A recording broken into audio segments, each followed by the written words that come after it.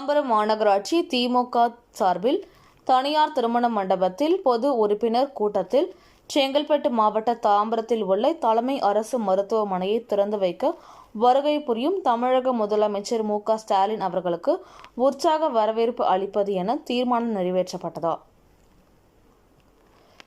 செங்கல்பட்டு மாவட்டம் மேற்கு தாம்பரம் தனியார் திருமண மண்டபத்தில் தாம்பரம் மாநகர திமுக சார்பில் பொது உறுப்பினர் கூட்டம் அவைத் தலைவர் கோ. காமராஜ் தலைமையில் நீர் வசந்தகுமாரி, நரேஷ் கண்ணா, பொன் சதாசிவம், விஜயரங்கன் ஆகியோர் முன்னிலையில் உறுப்பினர் கூட்டம் நடைபெற்றது.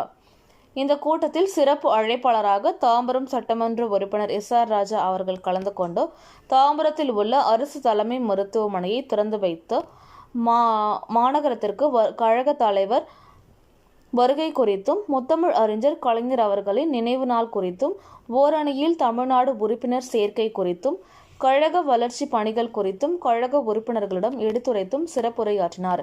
மேலும் இந்த கூட்டத்தில் செங்கல்பட்டு மாவட்டம் தாம்பரத்தில் உள்ள தலைமை அரசு மருத்துவமனையை திறந்து வைக்க வருகை புரியும் தமிழக முதலமைச்சர் மு.க.ஸ்டாலின் அவர்களுக்கு உற்சாக வரவேற்பு அளிப்பது என தீர்மானம் நிறைவேற்றப்பட்டது.